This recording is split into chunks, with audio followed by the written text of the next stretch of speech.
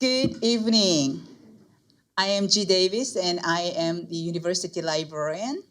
I want to extend a warm welcome to each one of you tonight as you join the American University Library and Pulitzer Center here at Sounding the Alarm, a conversation on the rise of authoritarianism behind Latin America's humanitarian crisis. Tonight, we will hear from topic experts and experienced journalists about the developing situation in Latin America and media coverage of the region. We are also here to honor 10 years of American University Pulitzer Center International Reporting Student Fellowship that has helped AU students pursue international reporting projects and create meaningful stories on the challenges journalists face. I see many parallels between the work of Pulitzer Center and the work of academic libraries. The Pulitzer Center seeks to draw attention to stories that the mainstream media may miss, highlighting social justice and human rights challenges around the globe. They seek to raise awareness, facilitate dialogue, and inspire the public to be more engaged and informed on global issues. Academic libraries have always been strongholds of information preservation, innovative research, and knowledge creation. We seek to provide experts and spaces for people to engage deeply with their learning and highlight untold stories through our exhibit, conversation, events, and collections. Our ongoing archival partners with photojournalist Bill Gentile and Bob Nickelsberg demonstrate how journalists and libraries must work together to create and preserve stories like those being told tonight. Our raffle prize winners will be taking one of copies of Bill's memoir, sharing his experience as an embedded reporter in 1980s Latin America, or one of 3 photographs taken by Bob in Latin America during the upheaval of 1980s. These represent a small selection of the images both men have donated to American University Special Collections. Our university library stands as a testament to the power of collective knowledge and knowledge sharing, which is what tonight's event is all about. I am excited to hear from our speakers and panelists about the journalists who seek, find, and share the truth about authoritarianism and human rights in Latin America. Together, we can sound the alarm, not just as a warning, but as a call to action, reminding us of our shared responsibility to seek truth and share stories that matter. I want to recognize Dean Jaswell, interim dean of a School of Communication, joins today, and so I'm very excited about her presence. Now, thank you so much for joining us, and please welcome Bill Gentile.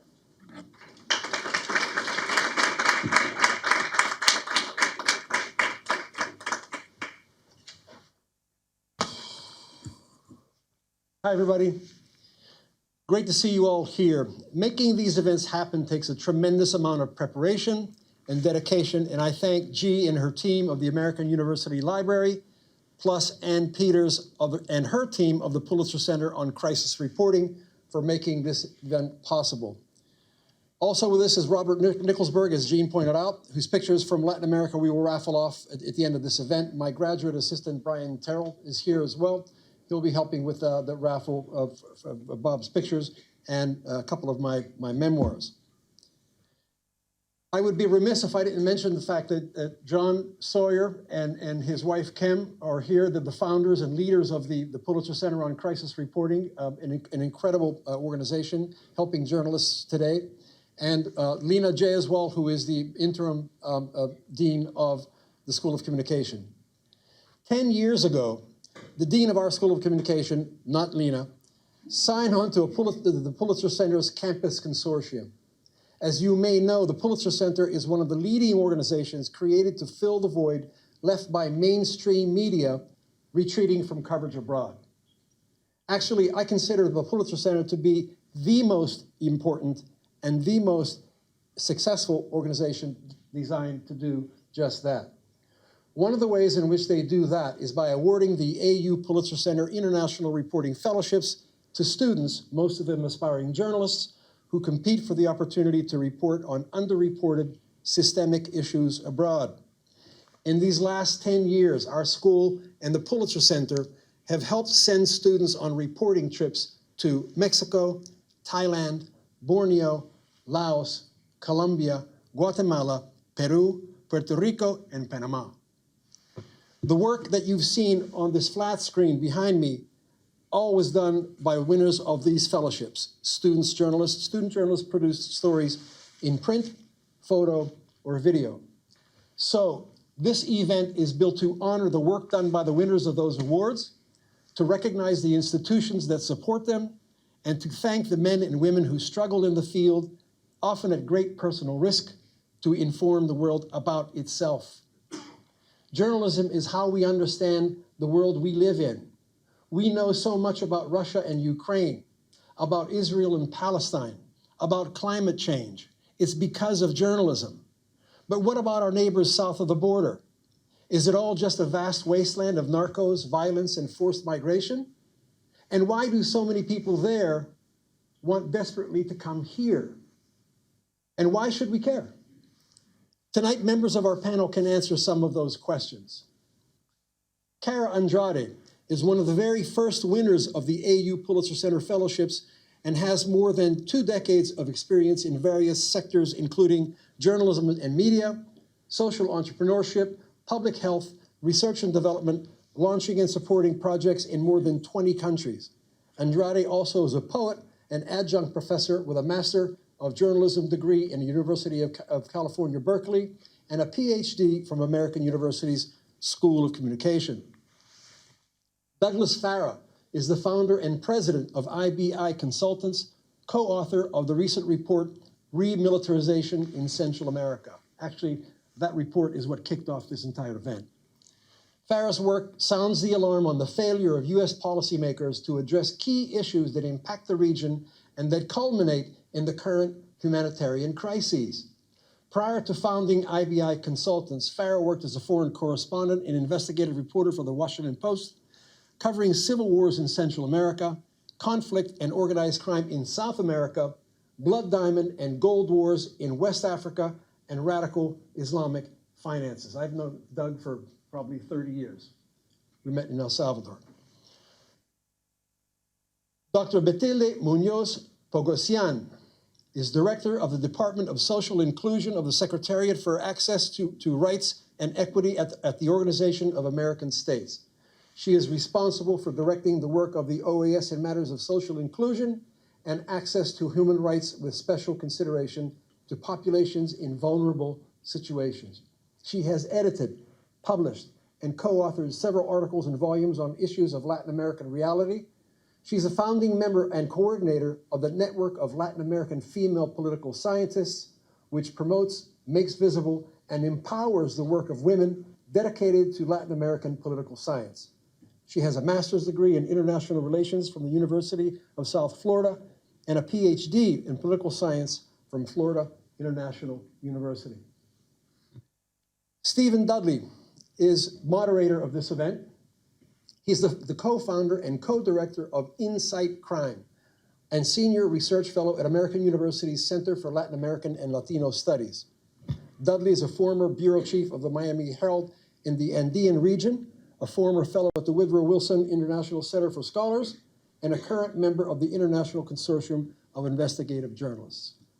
I would also be remiss if I failed to mention the presence of Eric Hirschberg, former founder of the Center for Latin American and Latino Studies, and a staunch supporter of so many of the fellowships that we executed here in this university.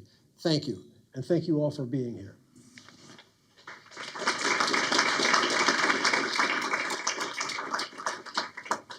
So my name is Cara, and I embarked upon my fellowship with Pulitzer while I think I was in the middle of my comps. Not something I recommend, but it was a good learning lesson. And partly it was because I was doing research to, I guess, just really confirm some of the things I was going to do with my dissertation. And so these are the main objectives that I had for reporting. And I did my communication degree. Is very non-traditional student in this way because I was still working as a reporter, and so a lot of my reporting really benefited from a lot of my academic work and vice versa. And so my reporting objectives when I did my fellowship was to investigate the use of technology in Mexico. And I was looking at things like, what were some of the challenges that people were dealing with at the time in Mexico? I'd done a lot of reporting with the Associated Press, and so I knew that there was already this big push towards remilitarization in Mexico. But I know that there are a lot of people, community activists, and just a lot of people online, like young people, that were using technology to get through some of these really difficult obstacles around like the democracy challenges that were present in Mexico at the time. And so at the time, Mexico Leaks came out. I'm not sure how many of you are familiar with that. And then you had a lot of these different coalitions of young people and millennials forming all kinds of online groups. And then the Ayotzinapa students at the time were also doing a lot of organizing. And just some images from my reporting. The time period that I was looking at was the 2015 elections in June. I think it's pretty interesting that it's also we're like really on the heels of the next election in Mexico. And at the time in 2015, there were, these were midterms, so there was a pretty big power shift that would happen. And so I wanted to specifically periodize that time period and tell the stories of how it was being done. And I had an opportunity to ride along. This is a pretty typical storytelling method for journalists. You just do the ride along, kind of like it's pretty close to like the Vox Pop where you go people on the street. This is only one step up from that. So, so I did do a ride along with Miguel Ángel Jiménez. And Miguel Ángel Jiménez is, well, who is he, right?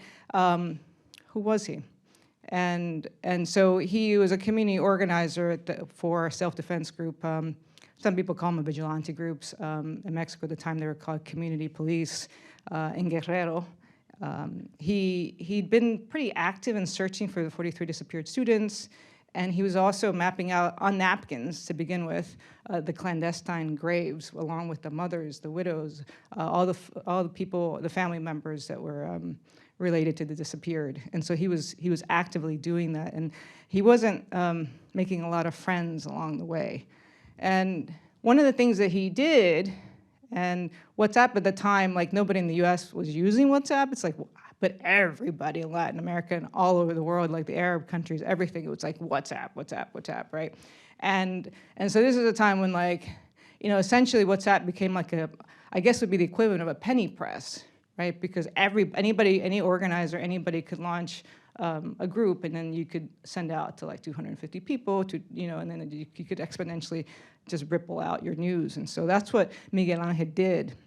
And I was trying to figure out where he was learning all this stuff. I'm like, how do you know how to do this? Like, and I spent a lot of time on the phone with him because I did an academic paper too. So I spent about an hour, a year and a half on the phone with him, asking him a ton of questions and just being able to like, kind of fly in and just kind of see him in action. And so one of those days I said, what are you doing for the elections, Miguel Ángel? He's like, what do you think I'm doing? I'm going to be on the ground collecting testimonials. And I was like, well, do you mind if I come with you? And he's like, I don't care. Good luck, right? Sometimes I run out of gas. I'm like, okay, great.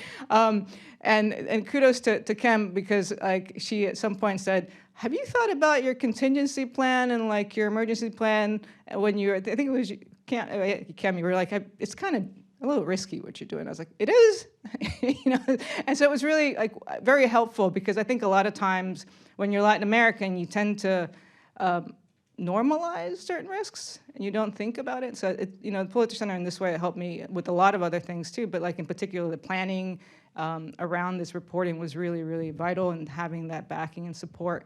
And so that trip, you know, if you watch the reporting and the video, you know, Miguel Angel does, I'm sorry to break this plot, you know, but yeah, Miguel Angel does get murdered. And his boss, Bruno, actually got murdered many years after, when they were investigating his murder. So that's an unsolved murder, like many of the murders and disappearances in Mexico. And how does that link to current day Mexico and, you know, what we're seeing with AMLO, Andrés López Obrador, aka AMLO? At the time, you know, in Guerrero, Guerrero was starting to be one of the states where the military was ordered to stay in the barracks. And there was a lot of defunding the police, not in the way we see defunding as in the US, but as in the way like, we're not gonna train them, we're not gonna like support the police, it's really about the military. And so it's not uncommon then, as it is now, that you have shop owners who pay mordidas, or they pay commissions of pretty high amounts to the narcos, and then the army barracks or army is just like a couple blocks away. And they can't really do anything because the order has to come from the feds. And so that was happening in Guerrero. And so this leaves a very big gap in the rural areas for the community, for citizens to protect, to fill the gap for safety, right, reasons, and for, I would say like what they would refer to as like keeping the peace with the cartels, right? Now we know that it's an impossible task to keep the peace with the cartels. And so with community police, that's what they were doing. And so you see them here, you know, they've got pretty old weapons, and they're just arming themselves. And that also I saw the beginning of that in 2015 to what now AMLO is calling El Soldado es el Pueblo Uniformado. And his statement, I think it was last month, where he basically says that the reason the military is very important is because really it's, the military is composed of regular citizens, right? It's the campesino who's in the military, and that's how he justifies having more military out there on top of like this normalization of the military presence and the cartels. And so people are, in Mexico, as in Guatemala, where I'm from, are becoming very normalized to like the military being there for everything. And so I'll leave you with this. You know, at the end of the day, when we were collecting all these, when Miguel Angel was collecting all these testimonials of vote rigging and voter fraud, he was running out of gas, as he had warned me. And it was about 8 o'clock at night, and we've been followed by a number of unmarked vehicles. And I was a little worried, and I was like, Miguel Angel, have you thought about a different line of work? Like something a little less risky, like, I don't know, like maybe publishing articles. He's like you? No. And I was just like, anyway, so have you thought about this? Like, why do you do this, right? And so he says in Spanish, like, I'm doing this for the love. If I didn't have a clue about what I loved, why would I struggle? Something I sustain you for the struggle. We all have a dog that chases us, a purpose to our struggle. And he was murdered about 8 days later. And so you can read more about the different stories and watch the video. And if you have any questions, feel free to reach out to me. Thank you.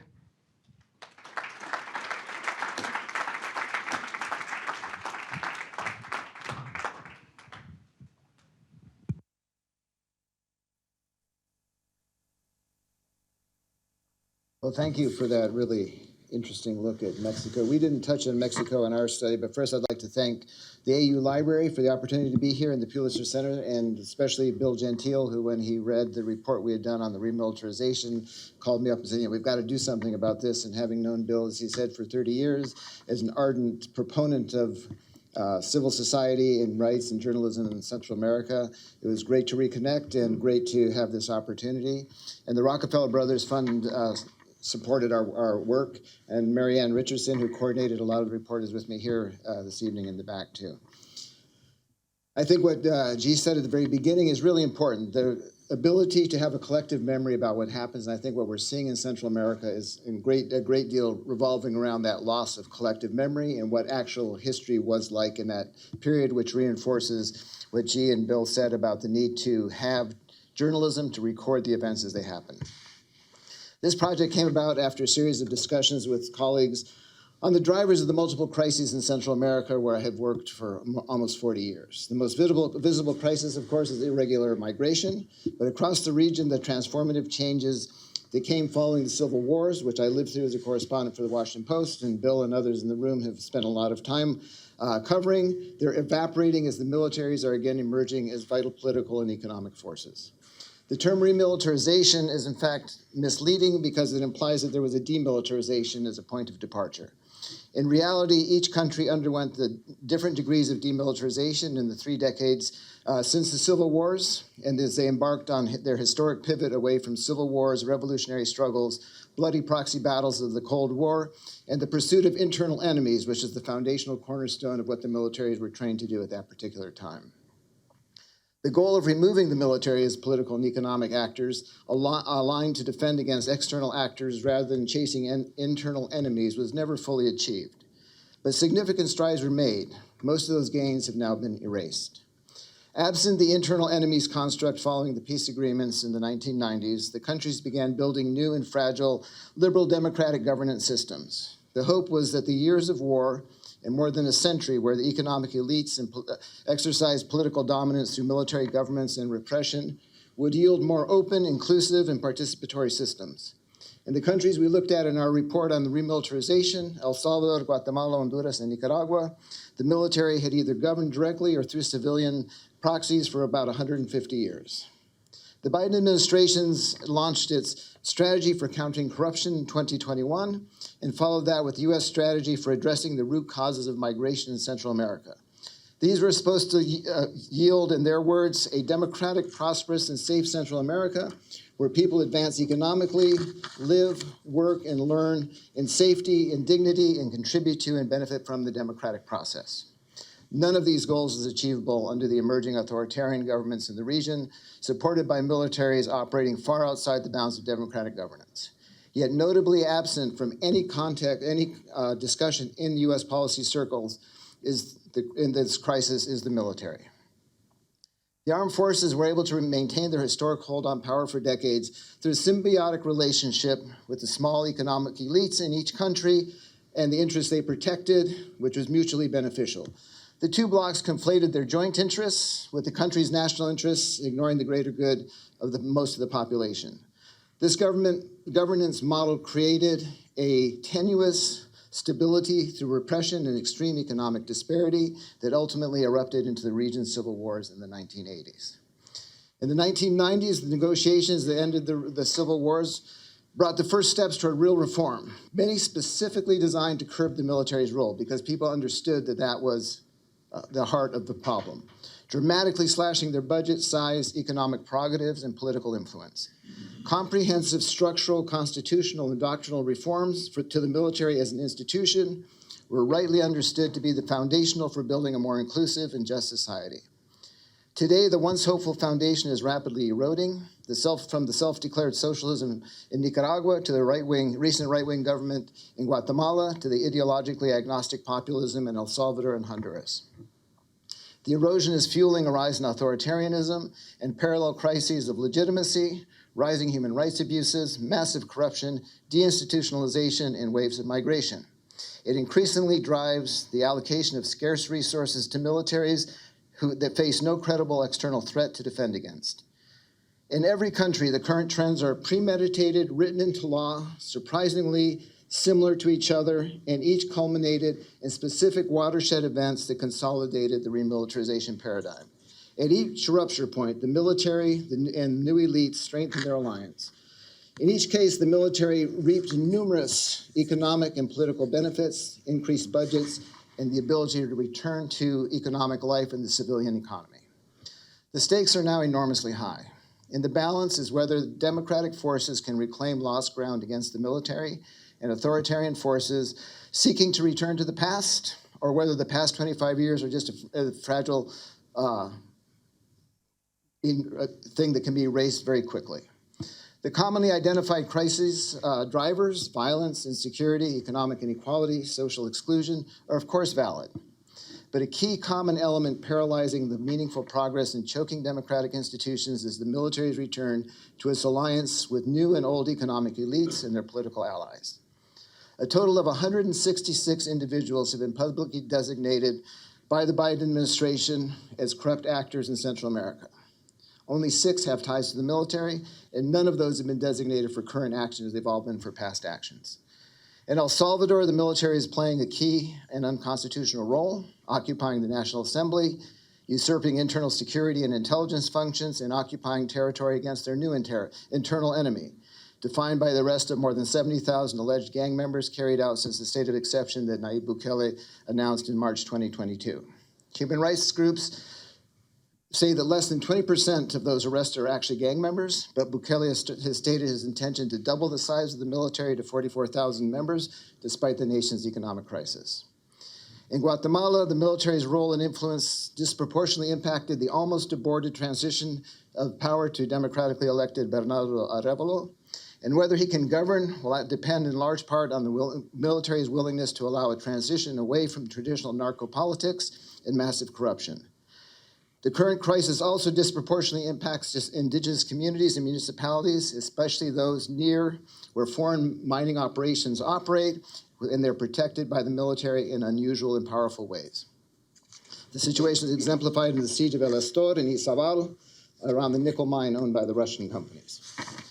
In Honduras, the increased reliance on the military to respond to public security challenges disproportionately impacts, gracias a Dios, Olancho and along the Caribbean coast, where drug trafficking thrives in combination with a high concentration of land ownership. Indigenous communities, environmental activists, and journalists face significant threats as they advocate for land rights against the desires of the oligarchic groups that still control there. The military's systemic violence against women, targeted harassment of the LGBTQ communities, and other class actions against people of lower economic and indigenous backgrounds is clearly visible. In Nicaragua, the regime's chief ally, Russia, has fully embraced the authoritarian repressive practices of the Ortega family and provided both weapons and intelligence equipment to keep the regime in power through force. The armed forces are a key part of the widespread repression that they carry out while using predatory economic extraction practices in mining, timber, and fishing as their price for loyalty to the regime. 2 of the researchers who did this report, 2 of the 4, are in exile now because they can't be in their home country. In Nicaragua and El Salvador, they both now live outside the country because they couldn't carry on the research from where they lived and where they were doing their work. This is not only a tragedy for the region, it's still recovering from the conflicts that tore its societies apart, but also for strategic U.S. interests in the stability in the Western Hemisphere. Our goal with this report was to stimulate discussion on the current crisis and place it in the historical context so we can begin to understand the key drivers of what's actually happening instead of writing policy papers that address a lot of the superficial elements of it and leave the rest untouched. We need to have a debate and creative policy alternatives before that tipping point back to the past is clearly passed. Thank you very much.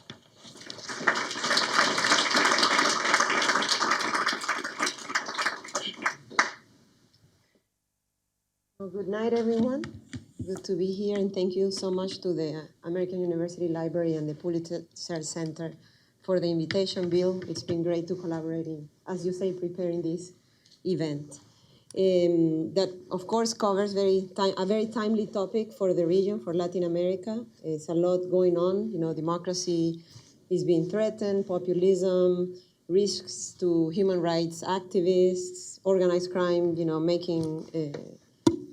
wreaking havoc in a lot of our countries, exclusion and other issues, global issues really, like climate change and migration and forced displacement.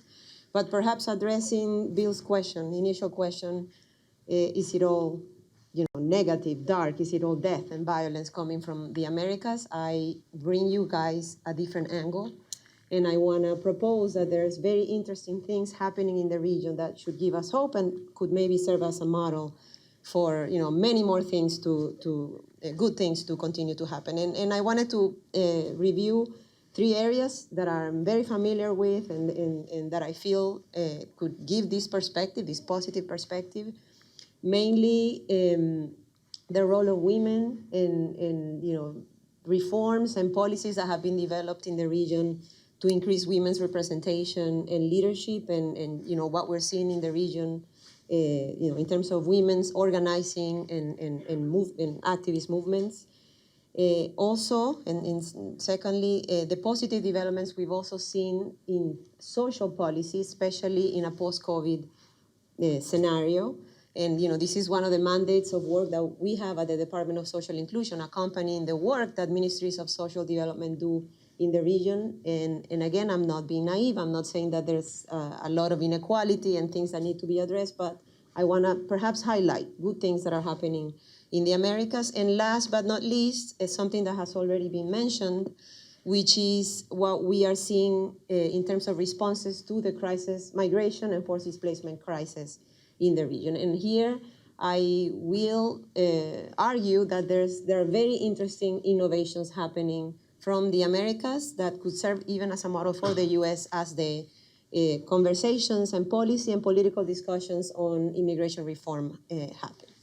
So regarding the first big aspect of women's leadership, women's representation, in most of the countries of the region, women represent 50% of the census, the population, usually 50% of the militancy or membership, militancia en los partidos, membership in political parties. But we see that they do not have the same levels of representation in decision-making processes. That is the bad news, but let's look at the, el vaso medio lleno, right? The how do you say it in English? The glass half full, right? And what we are seeing, something that I want to highlight is that in the Americas, we've had very interesting political and electoral reforms consisting of affirmative action to increase women's representation in politics and in decision-making spaces. Today, 16 out of the 18 Latin American countries have some form of affirmative action for women's representation in politics. 16 out of 18 already approved quotas or parity, and we're talking about quotas of 30%, a critical mass of representation in the party lists, and parity referring to 50% in those party lists. Again, that doesn't mean that they will get elected, but there's an interesting step there in including them in the lists. Paired to that, there has also been interesting reforms regarding access to political financing for female candidates, in the sense that we cannot be innocent and expect people to carry out a political campaign without funds. Money is needed for politics, and what we've seen is that 7 countries in the region have adopted some form of directed or targeted political financing for female candidates. Just to give you some examples from this realm. We've also seen a very active women's movement and civil society organizations representing women's interests, very alive, thriving in the region, and an interesting example of their push and impact has been the creation of a Ministry of Equality in Colombia. This is a recent development in this country. In any event, no matter the pushback, no matter the resistances that women still face in the Americas, women's organizations are standing their ground, grouping themselves, and even beyond party ideologies and positions to achieve this goal of women's equality. And in the realm of economic and social rights, this is something that we directly address at the Department of Social Inclusion. We are also seeing this, we see in the work with governments that it's also a priority, and I just wanted to refer to an example of something that we've helped the government of Costa Rica, specifically in economically empowering Nicaraguan displaced women that have arrived in the, since 2018 to the country, specifically training them on entrepreneurship skills, giving them seed funding to be able to provide for themselves, their families, and even generate jobs in the communities where they have settled.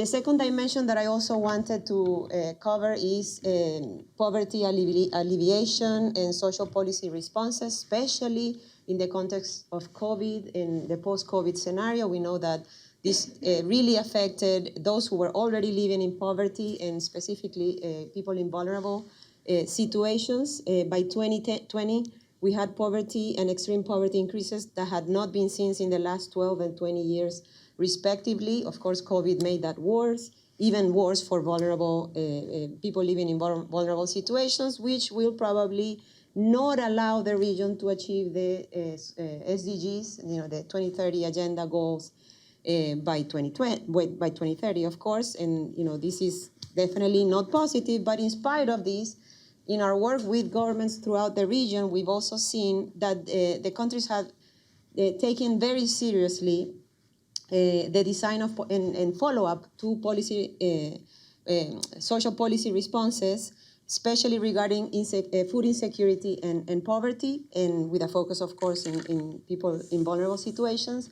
And I would just, a small plug here. In 2023, we put together an OAS report, a compendium on good practices on social protection and food insecurity during COVID-19 that really showcases very interesting policy innovations that happen in this realm. Examples that include how school feeding programs were used to reach not just the kids, but the families that were being affected or economically impacted by the pandemic. The use of previous data and information systems to be able to map out who also needed support in response to the crisis, or the use of technology to develop updated rosters of beneficiaries of these social policies. And then thirdly, and the last aspect that I wanted to cover is something that is directly related to the remilitarization and the democratic decline that we're seeing in the region, paired with other root causes linked to violence and so many organized crime and so many other factors. And I'm referring to the migration and forced displacement crisis we're seeing in the region. This is also unprecedented intra-regional trends we had not seen before, and it's 7.7 million forcibly displaced Venezuelans, 250,000 Nicaraguans that have left since 2018, 80% of them or so settling in Costa Rica, which puts important pressures in terms of responses in this country.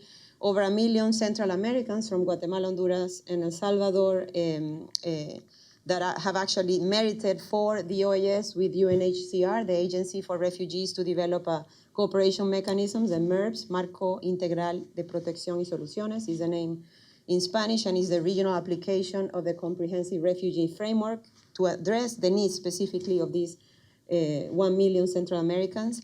We're also seeing increases in the number of Haitians moving, leaving the island, and about 1 million since the 2010 earthquake. But of course, because of the fragility of the country in recent times, we've also seen increases in numbers of Haitians crossing the Darien Gap and also showing up at the U.S.-Mexico border. And because you're probably all familiar with the crisis in Ecuador, we've also been seeing increases in the number of Ecuadorians moving throughout the region.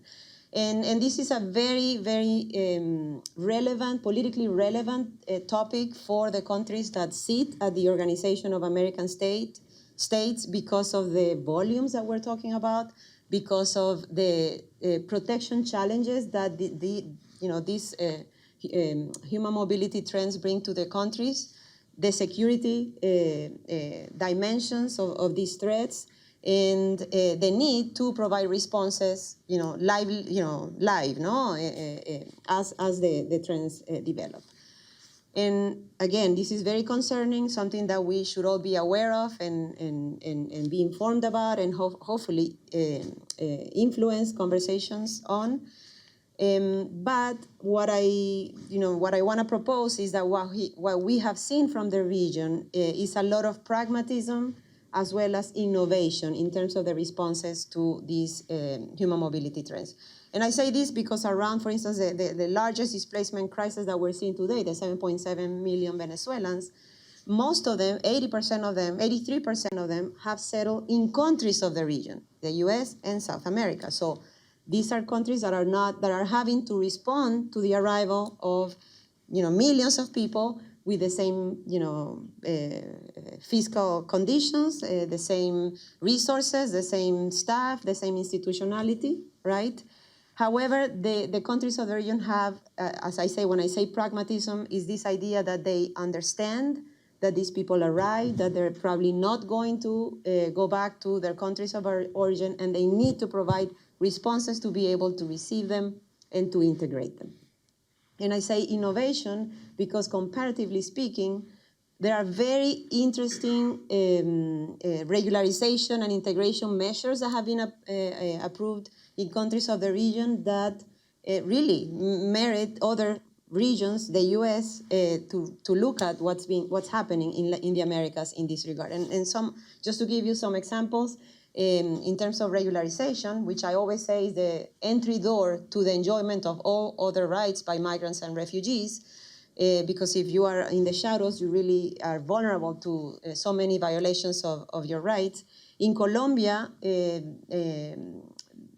was approved a measure, it's a TPS, a temporary protected status, but it's called the Estatuto de Protección Temporal para Venezolanos in Colombia, which is really has been seen as one of the greatest humanitarian gestures on the part of any country that is receiving these volumes of people.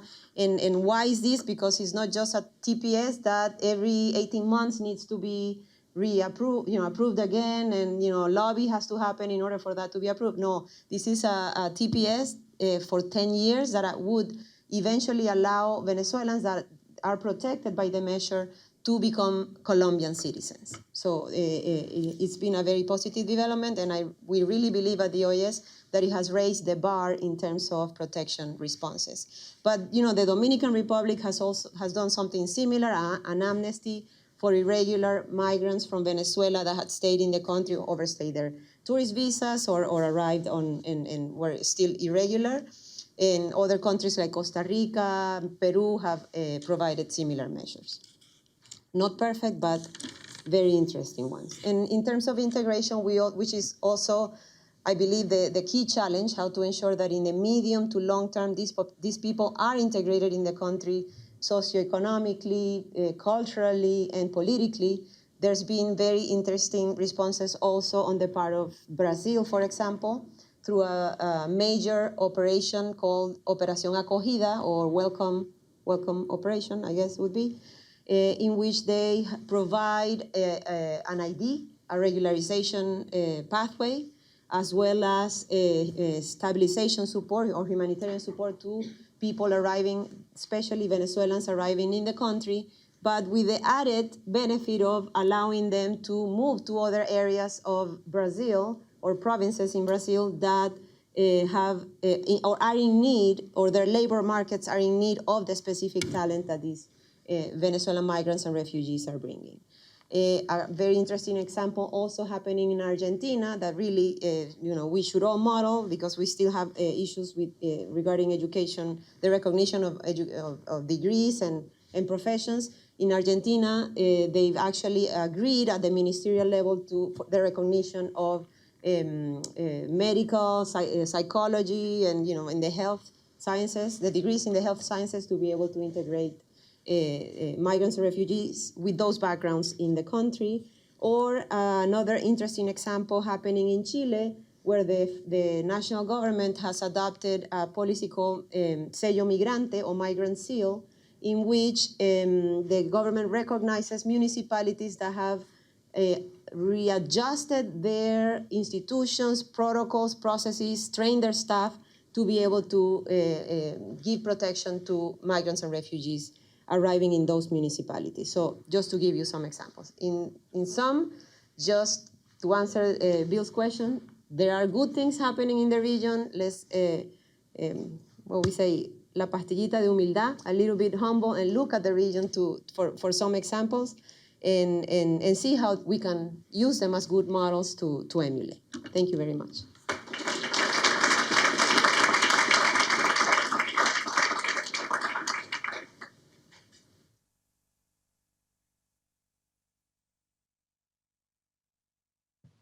Hello, can you hear me? Yes. Welcome, good evening. Thanks. I wanted to start with first with a quick thanks to American University, Bill, for organizing this, and American University also for housing Insight Crime now for about 15 years. Shout out to Eric as well, who has provided me with an office here and other support over the years, so thank you very much. Second, a shout out to the Pulitzer Center. You know, I know a lot of people who've received support from the Pulitzer Center over the years, and you know, it really has filled a super important gap for journalists to cover these stories, and they are the undercovered stories for a lot of reasons, and it continues to be this place, perhaps even more so now, as Bill was mentioning. You know, to fill that super important gap, because journalism is going through yet another convulsion, crisis, whatever you want to call it, and you know, newsrooms are being depleted again. So this is something that remains as important or more important going forward. I think the panel is really great representation in many ways of the Pulitzer Center. We have the embodiment of the actual Pulitzer Center work here. We've got Doug here, who has been covering these issues from all these different angles over the years, and we've got Dr. Munoz to kind of give us a sort of sense of where we might continue to cover these issues, and perhaps even start to focus on, you know, where are some of the bright spots. You know, often we miss that as journalists. So thank you very much. Before we open it up to the audience, I just had a few questions for our panelists to kind of get them warmed up for you. You know, and I'm going to start with Kara, just thinking about the space that you were investigating and understanding that space is not very well governed, but we are talking about, to a certain extent, governance, this idea of authoritarianism. And I wonder if in that space you could talk to us a little bit about what is the role of, you know, both cartels on one side and vigilantes on the other side, where you don't have a sort of state presence. Could you phrase that in a different way? In the discussion of who runs these spaces, what did you find? From the reporting. Who is governing these spaces where you don't have a sort of effective or legitimate government that can have a monopoly on force and, you know, resolve disputes amongst neighbors, those sorts of things? Who governs? Sure. I mean, I think it's a very Hobbesian world, as opposed to, hopefully you've done your political theory, very Lockean approach, which is what we're looking for as far as like healthy democracies.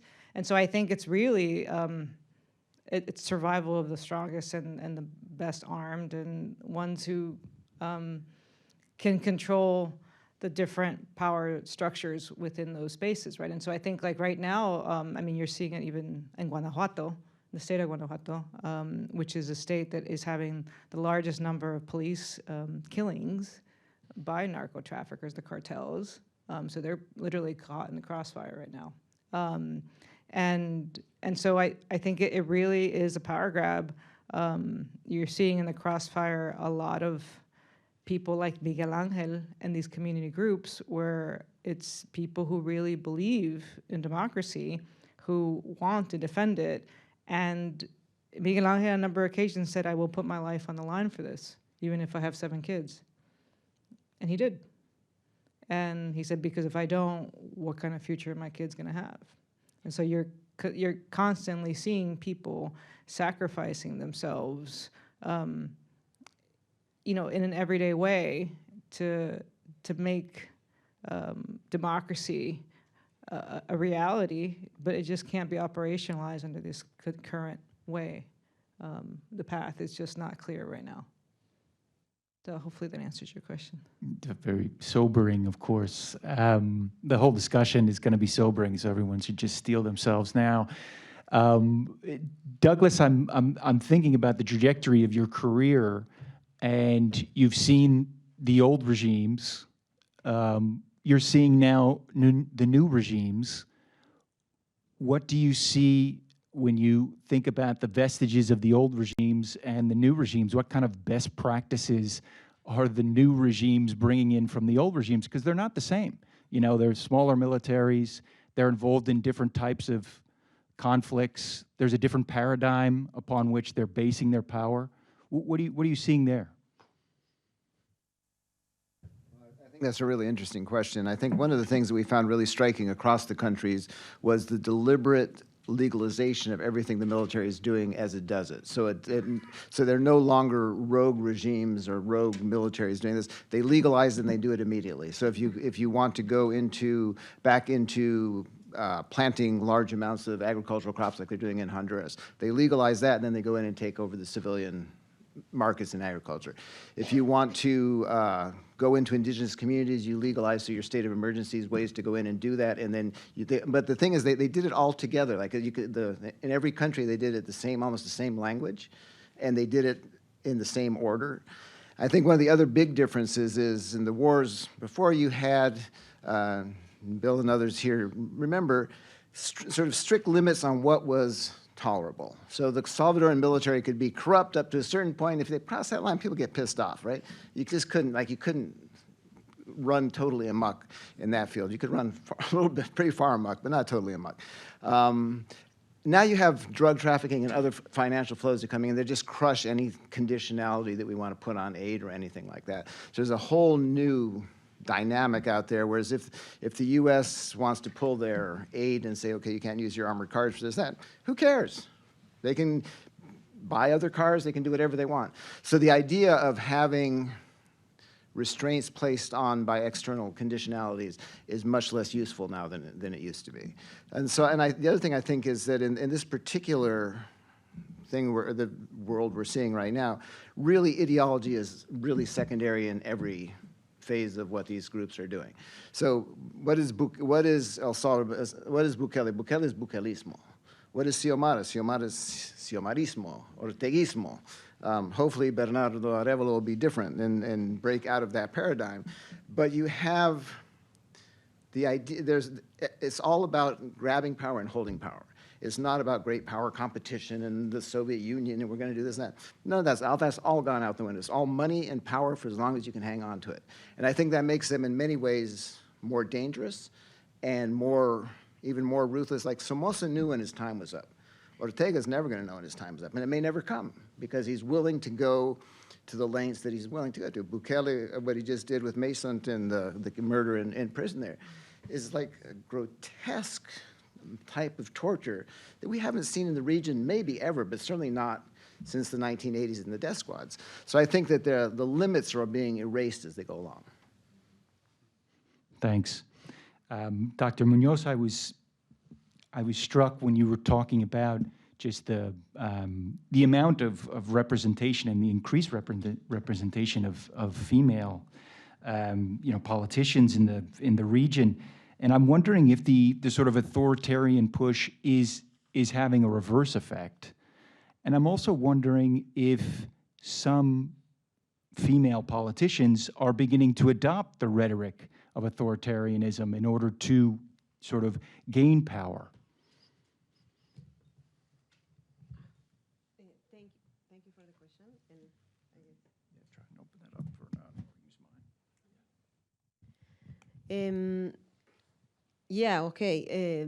The rise of authoritarianism in a lot of the countries is definitely changing the conversation about women's representation. Sometimes it is actually being utilized, weaponized, no? And I can talk, I'm originally from Venezuela, how in recent times, with the emergence of the leadership of Maria Corina Machado, who won the primary elections or the primary process, in Venezuela, you saw increased levels of violence against her online, as well as in the various visits that she does throughout the country.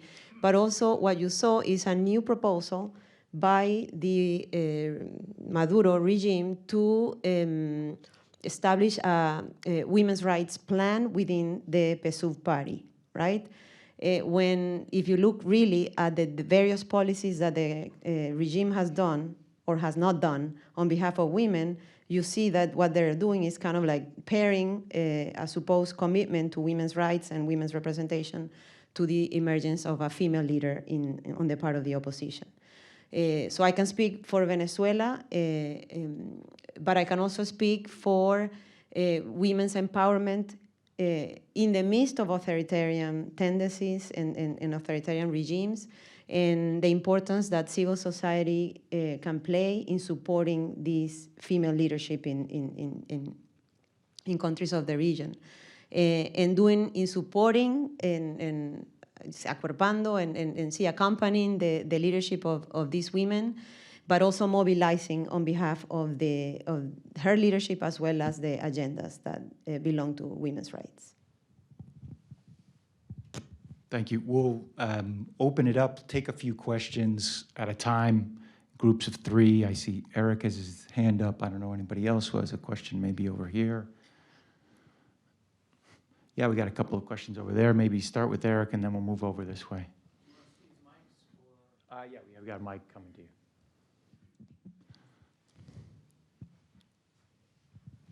My question is just very brief, and I'd be interested in any and all of you reflecting on it. The place of innovative investigative journalism in Latin America today, because a great deal has changed in recent years, and Cara talked about the technological landscape. That's a piece of it, all sorts of really innovative online media outlets, but also that are facing a lot of challenges, whether for their security, for their economic models. I mean, Steve talks about the decline in the size of newsrooms and investigative reporting staff. This is also an issue in the new online space in the region, and now actually not so new. So I'd be interested in your reflections about the landscape of journalism in Latin America today. My question relates to El Salvador because I've heard it mentioned multiple times in this discussion. There we go. So I've been reading up a lot about what's happened in El Salvador in recent years, and it's an interesting case where it seems to be like they've really made a trade of freedoms for safety, right? That there's been no question, there's been a lot of innocent people locked up, a lot of human rights violations, but a lot of people in El Salvador, the majority seem to be quite happy with it because in a way they have certain freedoms that they did not have before. And now you hear this sort of clamoring in other countries to adopt this bukelismo that's been mentioned, right? You've heard people talking about Plan Bukele in countries like in Honduras and in Ecuador. So my 2 questions would be, to what extent are you worried about other countries like adopting these kinds of methods? And is there a way to tackle crime and the power of organized crime groups in the region without resorting to the kind of authoritarian methods that Bukele has used?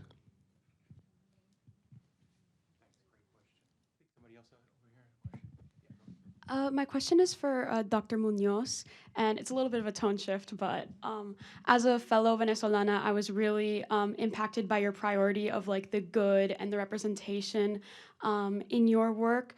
And I just wanted to ask how, as journalists, we can also prioritize the optimism and the joy of the Latin American experience in our coverage.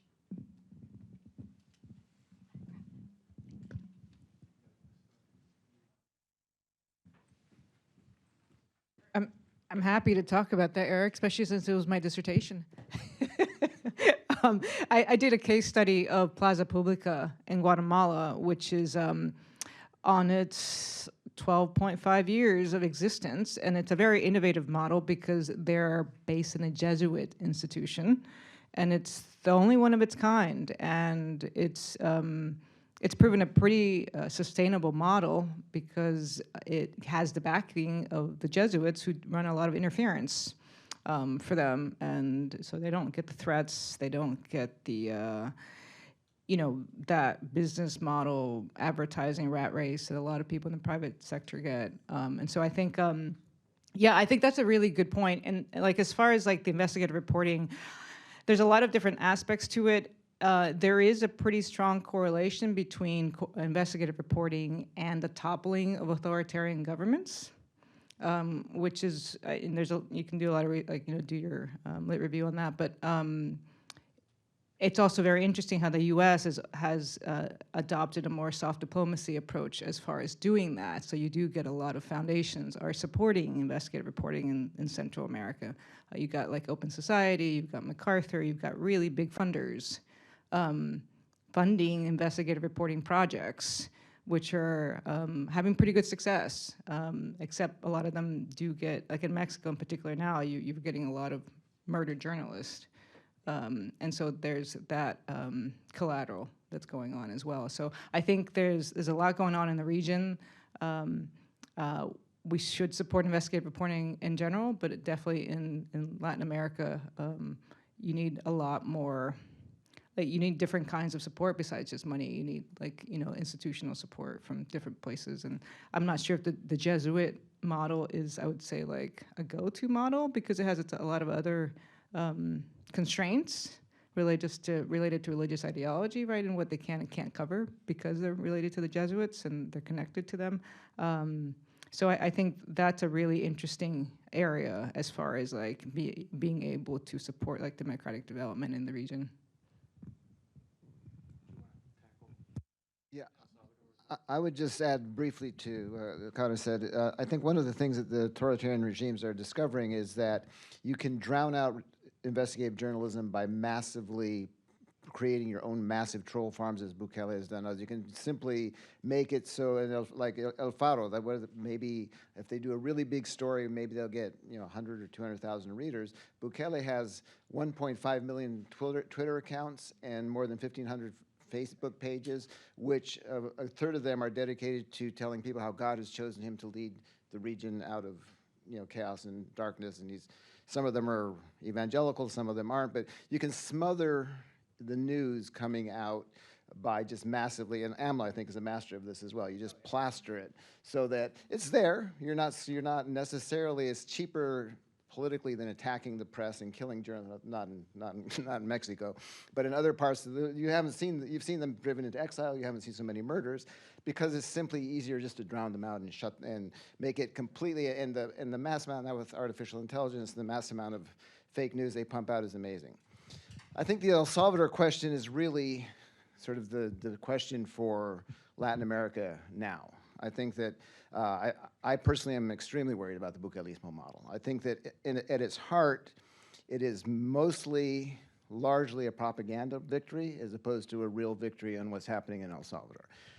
The truth is, I think that we don't have any idea really how popular Bukele is because all the polls he does are his polls. So he easily would have won this election without a doubt. He would have been well over 50% and 60%. But he had to go for 85, which meant he had to create fraud, which means it's the dictator mentality that everybody has to love you all the time.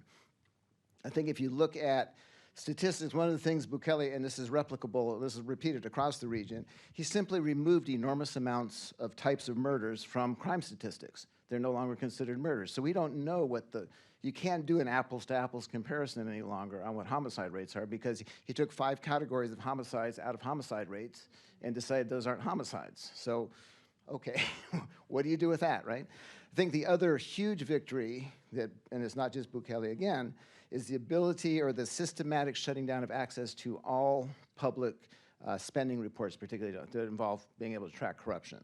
So every public spending bill in El Salvador is now classified for 7 years. So we don't know what he's spending on the military. We don't know what he's spending on the National Library. We don't know any of that. So I think that there is definitely a psychological trade-off between security and democratic rights in many people's minds. I think that as the level of repression goes up, the level of discontent will go up. I think it's an entirely unsustainable model.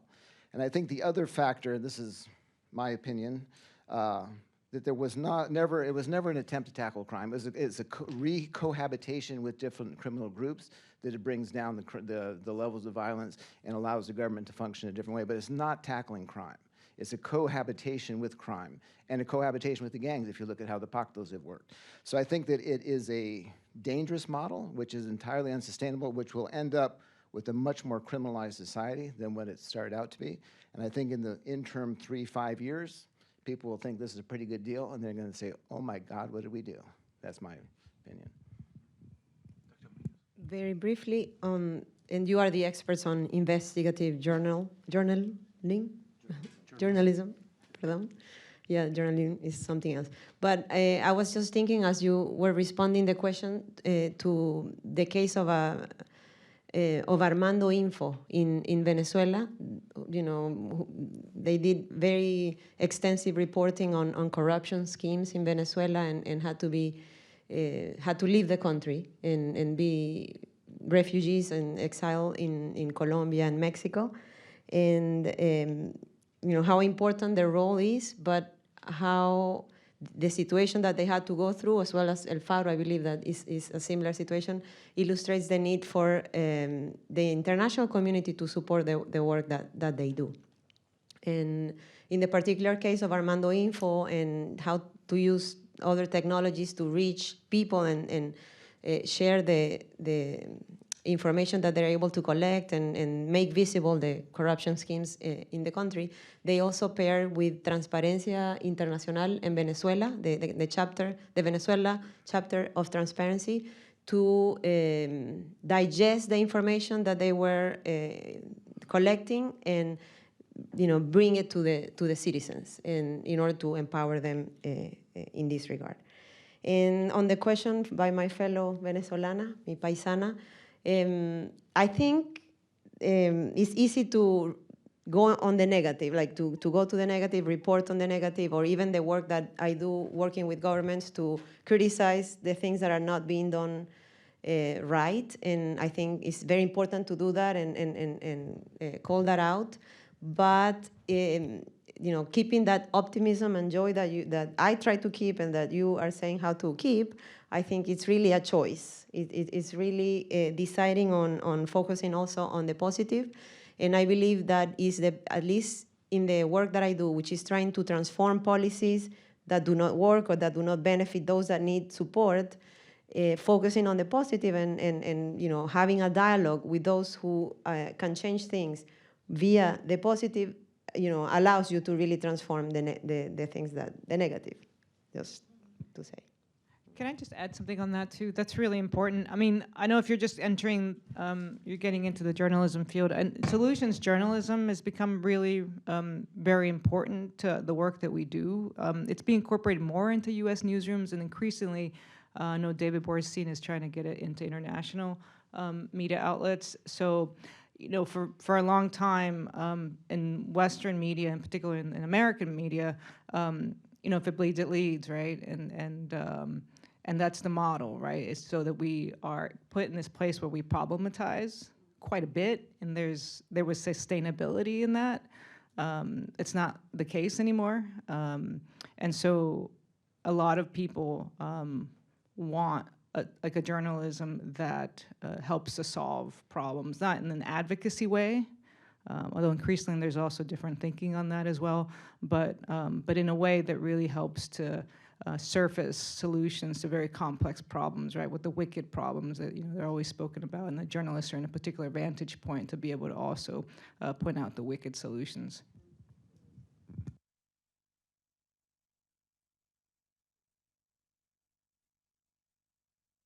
Do you hear me? Yeah.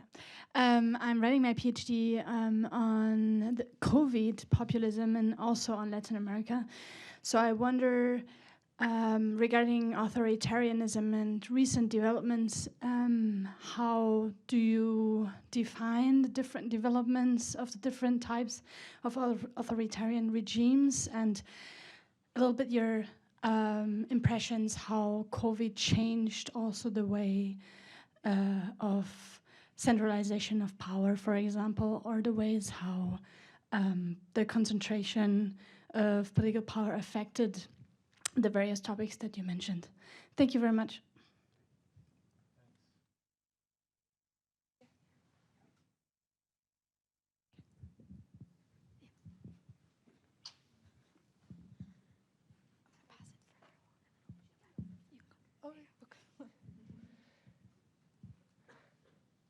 So my question is, as journalists, we kind of inherently bring a lot of biases to our work to a certain extent.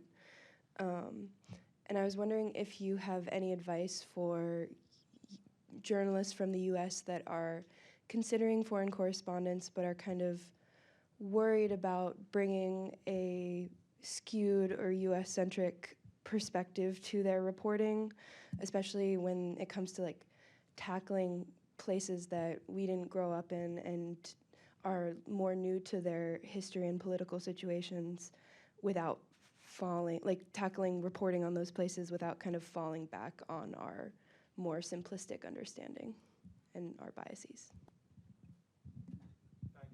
One more question. Yeah, go ahead. Hi, my question is for Dr. Andrade. You mentioned you're from Guatemala, so I just wanted to know if in any way your cultural background helped your reporting or influenced it, and if it made it better in some way.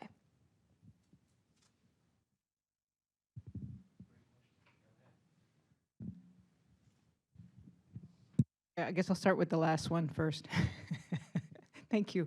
I haven't been called Dr. Andrade in a while, so if I twitch, I'm like, who's that? It's because I'm still at AU. I didn't, thank you for asking that question. I was smuggled into this country when I was 6 years old by my mother. We were part of the history that Bill writes about and a lot of us study. We were embedded into that history because I grew up in Bananera, a United Fruit Company town. And my family worked basically as indentured servants. So there's a whole embeddedness my family has that informs all my reporting. My commitment to reporting in the region, doing research in the region, specifically goes back to that, right? To that origin story. And a lot of I found that a lot of the journalism, both from people within, people outside, lacked a lot of rigor.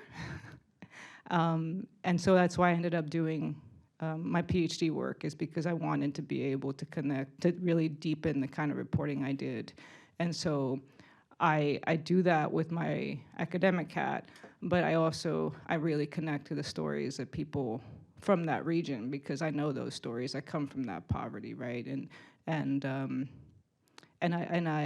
when we immigrated, my mother always tells me the story. She says, like, I would not be smuggling you out of the country at this point, honey. You'd be on your own, because the way the cartels are structured now. Back in the day, it was more like an underground railroad because we were all trying to get out of regions that were marked by pretty heavy conflict, right?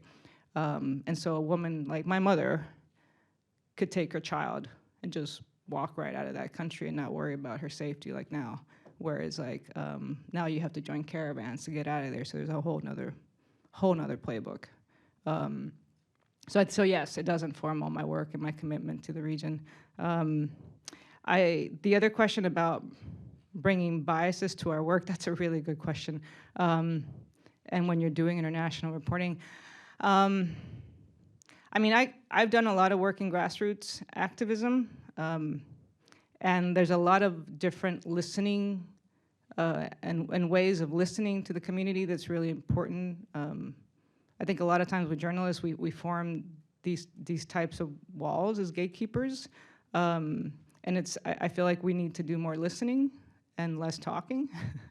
And there's a lot of, especially now with like all these different tools, there's different ways to listen. But I think just even having conversations with Uber drivers or like the tiendita, like so-and-so, or like Doña Juana, who like because every community has a Doña Juana in Latin America where it's like half the story all the time, like CNN, right? And so like, but it's half true, so you gotta listen to Doña Juana and figure out like what her connections are and do like that social, graph and figure out where she's getting her information, because, and so that actually was my neighbor in Guatemala, Doña Juana.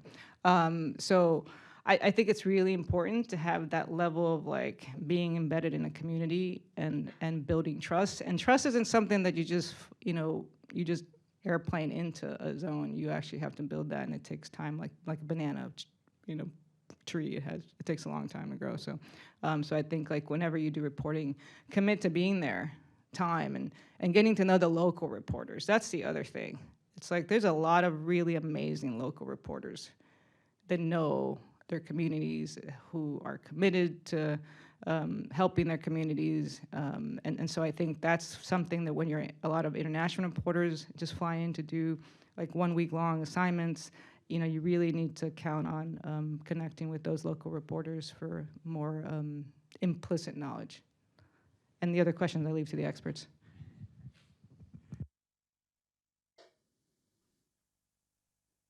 I'll just touch briefly. I think on the COVID question, I think is really interesting because I think the populism model and the concentration of power really focused in on in the COVID sector in ways that allowed new and massive corruption that we hadn't seen before, new innovative ways to steal money, and new innovative ways in providing privilege to certain class of people that had the money to buy the vaccines or had access to a lot of stuff.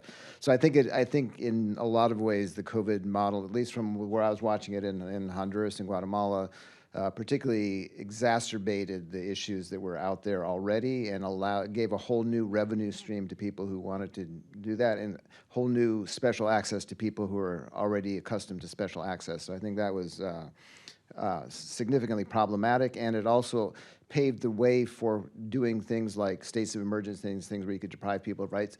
In the case of COVID, perhaps necessary for the survival of society, but easy to carry over then into other areas.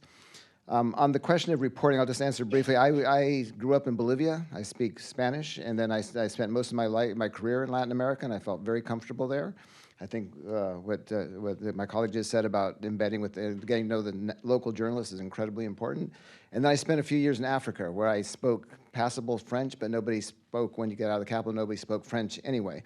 And the sort of the shock of having to figure out what I was thinking, what was actually happening, how to figure out what was actually happening, what my biases were, was exhausting. It was just really, really hard. So I think that there is a huge difference between going to places you know and going to places you don't know. And I think that the fact that you're able to ask the question indicates you're willing to listen to answers. And I think a lot of people don't ask the question, aren't willing to even ask that question to start with. So I think that's a huge first step. And I think the willingness to, hunker down with folks, particularly the local journalists that know the region, as she was saying, and are willing to share those experiences. Most journalists I work with in Africa were thrilled that somebody from outside even knew they existed. Holy cow, there's somebody, even if he doesn't speak whatever language they were speaking, which was often not either French or Spanish or English, was fascinating. So I think the effort is worth trading off. The alternative is not to cover those places at all, which in some cases would be better than some of the journalism you get out of there, people who are completely oblivious. But I think asking the question and being aware of that is a huge step to making it work.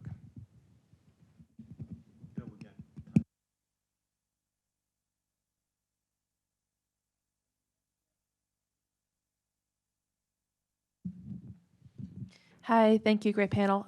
This question is for Doug.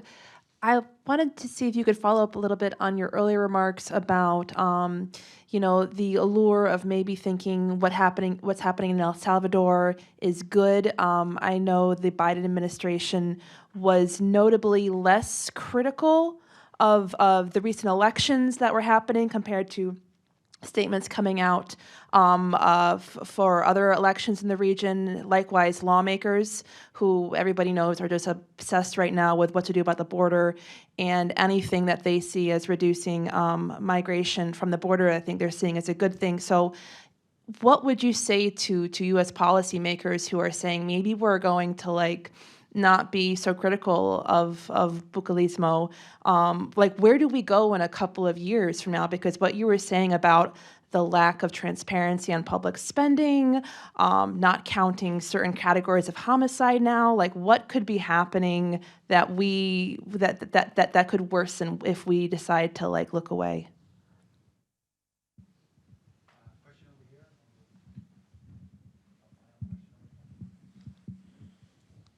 Hi, just a quick question about the U.S. political connections to Latin America and how they might be influencing the wave of authoritarianism throughout the region, and maybe get your thoughts on that. And a quick observation about the journalism part. I just had the privilege of being a judge for a major U.S. journalism award. and the Latin America part of it. And I got to tell you, it's just impressive, the entries.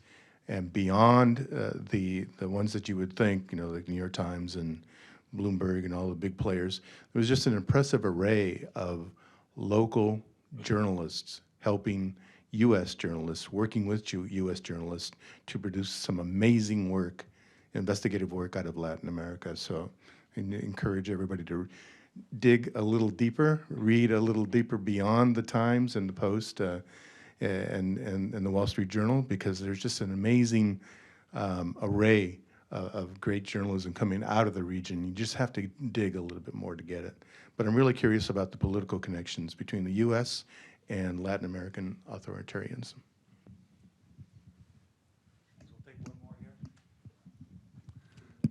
Thank you all. They're really excellent presentations.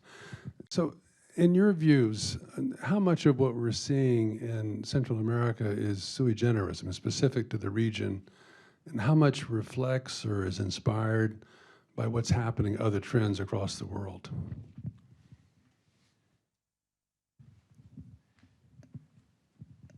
Doctor, you want to start out? Maybe on the last question, I would leave the first one for the rest of the panelists. And from the angle of migration and forced displacement, which is the mandate that I have and that I'm more familiar with, I would say that the migration crisis that we're seeing from Central America corresponds to trends that are happening throughout the world. And the data that we have from IOM, the International Organization for Migration, as well as UNHCR, confirm that human mobility patterns are rising all throughout the world, and including Central America. Now, in terms of the reasons why people migrate, and if I had, I cover the whole region, I would definitely have to say that there are very particular root causes that apply to Central America that are, of course, linked to, state fragility, violence and organized crime, and more recently, of course, the impact of climate change in their livelihoods. And in that last issue, I will have to say that at the inter-American level, we're not really prepared to guarantee protection to those forcibly displaced because of climate change. There may be some developments happening on the part of the Inter-American Commission on Human Rights as well as the court, but so far we do not have a lot of responses.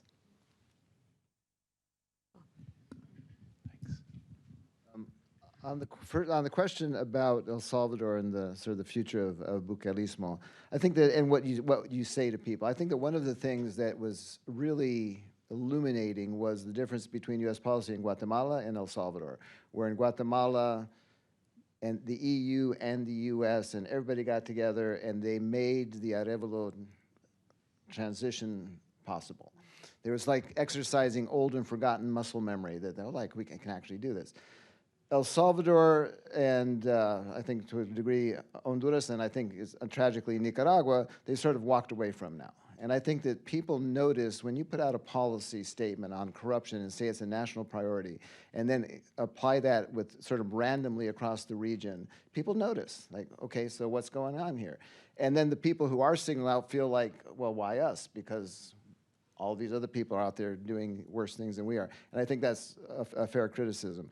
So I think that the model is implemented with what the U.S. for some reason fears in El Salvador is the supposed massive popularity of Bukele. And as I have pointed out to them in conversations, Hitler was very popular at one time. It doesn't make it right. There is fundamental principles. If you say those are your principles and you apply them in certain places, you can't walk away from them in other places. And the great lesson that Daniel Ortega has taught people is that you can repress and do what you do and survive economic sanctions because of the whole many other reasons around it.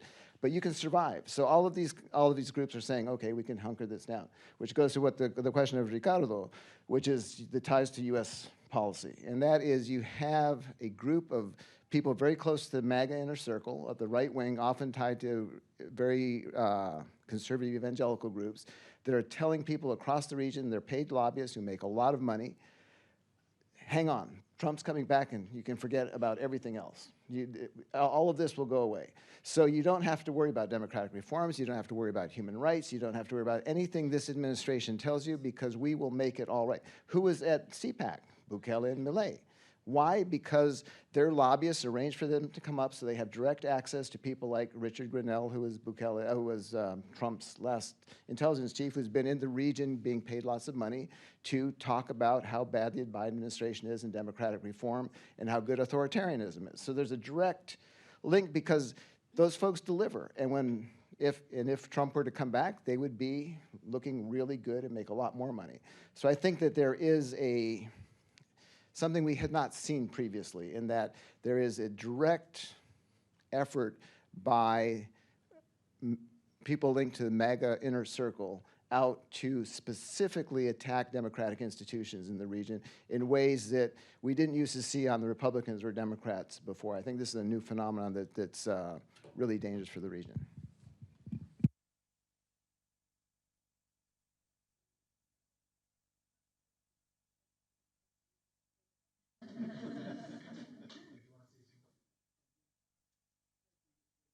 Fascinating discussion. I really appreciate all of you and all of you as well. Thank you very much.